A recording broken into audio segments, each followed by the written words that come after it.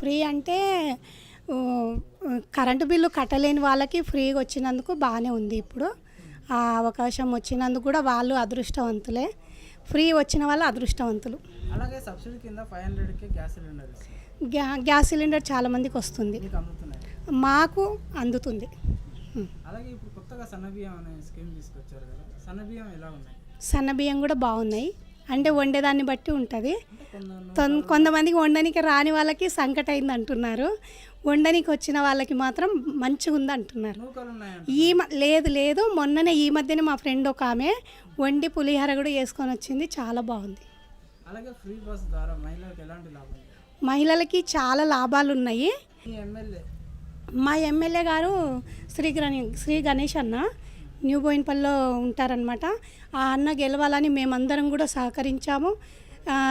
నేను టైలరింగ్ నేర్పిస్తాను, నా స్టూడెంట్స్తో కూడా గణేష్ అన్నకే ఓట్లు వేయించి గెలిపించాము. ఇక్కడ అంటే ప్రజలకి అందుబాటులో ఖచ్చితంగా ఉంటాడు. ఆయన అంతకుముందు కూడా బాగా వాటర్ కానీ ఏదైనా సరే బాగా హెల్పింగ్ నేచర్ ఉంది. ఏంటి ఖచ్చితంగా ఆదుకుంటారు. తన దగ్గరికి పోయి అడిగితే ఆ పని ఖచ్చితంగా చేపిస్తారు. కానీ వాళ్ళు వెళ్ళి అడగాలి, అడగకుండా మాకేం చెయ్యలేదు అని మాత్రం అనొద్దు. ఏదైనా కూడా ఖచ్చితంగా రెస్పాన్సిబిలిటీ ఇస్తారు. బాగుంది.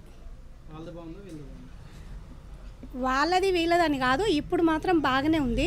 రేవంత్ రెడ్డి అన్న దగ్గర కూడా నేను వెళ్ళి మాట్లాడాలని కూడా కోరికుంది. ఎందుకంటే మేము పద్మశాలి అన్నమాట. కులం గురించి చెప్పొద్దు, కానీ ఎందుకు చెప్తున్నానంటే మొన్న ఎగ్జిబిషన్ గ్రౌండ్లో మా కోసం వచ్చిండు ప్రత్యేకంగా. పద్మశాలి వాళ్ళు పిలిస్తే వచ్చారనమాట. మొత్తం మీటింగ్ అయింది, మాకు అన్నీ సహకరిస్తున్నాడు. ఇప్పుడు ఈ వృత్తులు చేసుకునే వాళ్ళకి లోన్స్ ఇవ్వడము అలాంటివన్నీ చేపిస్తానని అన్నారు. ఆల్రెడీ చేస్తున్నారు కూడా. మాకు జాబులు కూడా ఇస్తామన్నారు. ఇప్పుడు ఎక్స్పీరియన్స్ ఉన్న వాళ్ళకి జాబులు కూడా ఇస్తానని అన్నారు. మంచిగానే ఉన్నాయి, అన్నీ మంచిగానే చేస్తున్నారు.